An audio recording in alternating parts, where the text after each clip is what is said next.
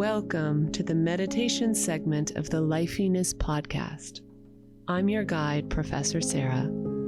Thank you for listening. This is a meditation story retreat, a little break from your day, and a narrative that I hope you find inspiring and relaxing. This is just one small way to practice a little lifeyness, a playful term for the idea of joyful embodiment. It's a way for you to get away for a few minutes, get grounded in your body, and escape from the everyday thoughts that may be bogging down your spirit and your body. It's a narrative retreat. So let's jump right in and begin. Start by taking a few cleansing breaths. Deeply in. Hold it. And out.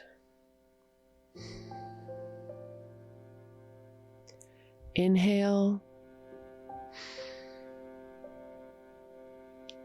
Hold it at the top. And exhale fully.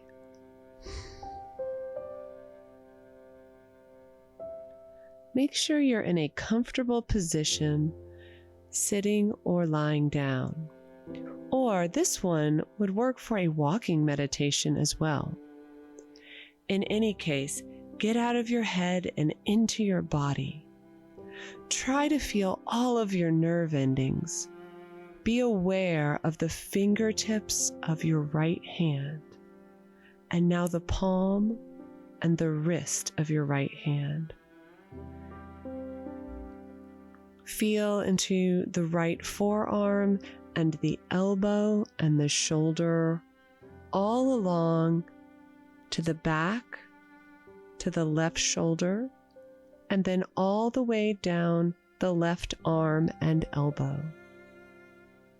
Continue your deep breathing. Now feel into the left forearm, the palm of the hand, all the way down to each of the fingertips. Now feel into your shoulders, along the back of the spine, and all through your torso. Down through your legs and to each toe on your right side and your left side. Breathe deeply again, all the way down to your toes. Hold that breath and then let it all go.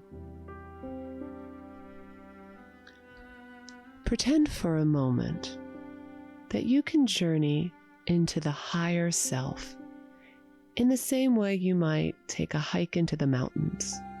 It seems we spend most of our days looking out into the world from the perspective of the ego, caught up in thoughts, trapped in our heads, not necessarily in touch with the higher self.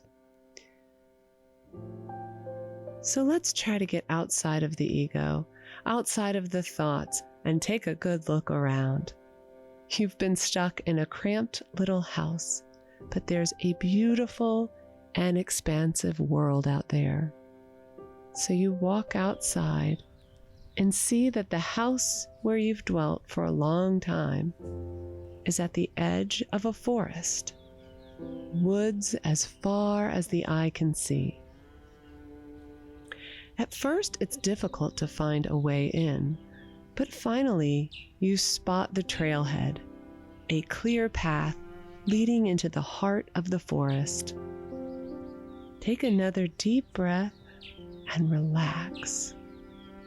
Listen to the twittering of the birds, the swooshing of the wind in the trees. Your coat is warm and cozy, and your boots are comfortable. Your legs are strong and ready for a long journey, and so you begin. As you make your way up and down the hilly trail, you find a profound feeling of peace. As you move away from the sounds of civilization, your mind becomes calmer, and the deeper you descend into the woods, the more silent it becomes. There is a stillness here you haven't experienced in a long time, so you stop to listen. Now that your feet aren't moving, there is very little noise. You breathe in deeply and then release the breath slowly. You remain exhaled for several seconds, as long as it takes until you're ready to breathe again. You've never felt such stillness in your body. Then you breathe in deeply and resume your walk, slowly at first. And then as the trail widens a little and the trees open up, you feel compelled to move faster and faster until you are running. You find yourself euphoric with the feeling of the mountain air in your lungs. You realize now that you are moving faster than you have in a long, long time, maybe ever. It feels good. You begin to slow down when you hear what sounds like a waterfall.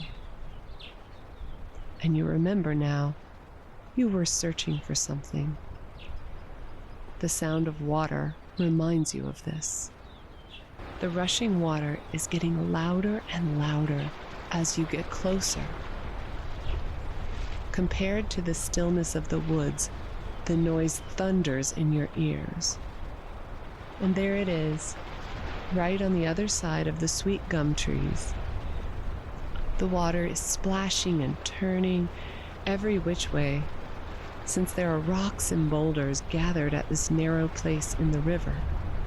It's not an actual waterfall after all, but the raging waters are very loud. As you arrive at the water, you realize this is a spot you'd like to settle into, your own bit of waterfront real estate. You approach the river and notice that you can't really see to the bottom because the water is constantly being churned. But you assume there are fish in there somewhere. You take off your boots to dip your toes in and cool off, but the river bottom is littered with sharp rocks, and you fear you're going to hurt yourself. You consider drinking the water because your throat is dry, but the fast-moving water is so cloudy, it's hard to determine if it's clean. So you just sit cross-legged at the river's edge and try to enjoy the scenery. You begin imagining how maybe you would set up camp here, how perhaps one day you could build a permanent home here. But the rapids are so loud, you can't even think.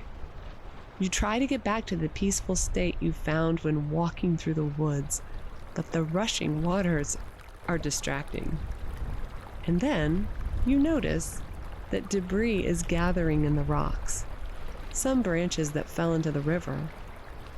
They're stuck, and now they're creating even more noise, cracking of branches and swooshing of wet leaves. So you stand up and ever so carefully make your way down the bank and step onto one of the bigger boulders. You step across until you can reach the branch that was caught in the rocks, and you free it. You toss the branch into the fast-moving waters beyond the rocks, and as you watch it move quickly downstream, you get an idea. Perhaps, if you moved the boulders and the rocks, the river would be a little quieter, and the surroundings would be more pleasant. This spot of land would be much nicer as a future home if it were a little quieter. Perhaps it's a place you could even swim and catch fish. And so you begin, one stone at a time, just at the edge, where you can reach them from the safety of the riverbank.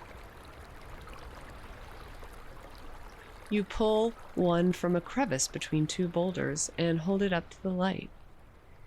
It's heavy in your hand, dark gray and cold, and has a stripe of sparkly granite through the middle. You throw it onto the bank, and then the next, and then the next. After a few hours of this work, you've cleared enough space to put your feet in the cold water on a nice sandy river bottom. Now you can begin clearing the larger rocks. The sun is getting lower in the sky. You've made some progress and the noise is a little quieter. But the work is not easy or quick. The longer you work, the more you realize that it could take days, maybe even weeks or months. You're not even sure if you can lift some of them.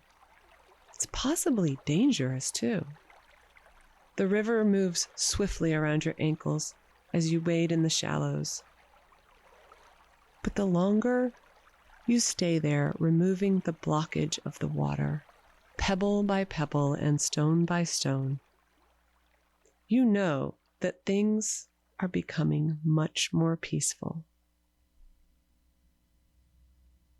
It's gratifying work, removing the stones, making things more peaceful. You're already beginning to see fish and plants now that you can see through the water's surface. In some parts, you can see clear to the bottom, and the setting sun illuminates the beautiful depths, showing you the potential of what's to come when your work is done. But the sun is setting. You have just enough time to dry off your feet, lace up your boots, and hike back to the house beyond the woods.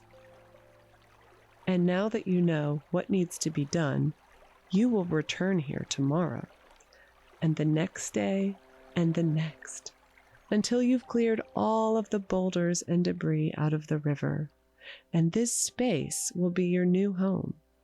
Perhaps you can use some of the rocks to start building a cottage, a riverside retreat next to an unclouded and free-flowing body of water that provides nourishment and joy and refreshment. And if anything gets caught in the flow or begins to build up a blockage, you will be here to clear the path. Your daily practice will be removing the rocks from the stream of life. This is what it feels like to return your higher consciousness to a smooth flowing and clear river. Begin to deepen your breaths again. Deep breath in and out. Today, I've taken you on a little journey. We explored what it might feel like to begin cleaning up your inner self, to remove the debris and the rocks out of the stream of life, and return your higher self to a smooth flowing and clear river. The concept and metaphor are borrowed from the New York Times bestseller Michael Singer's book, The Untethered Soul. His simple teachings call for a letting go of attachment and clearing out what he calls the garbage that we all store inside. Thank you for taking this imaginary walk to the seat of higher consciousness. I hope you enjoyed the meditation story retreat today.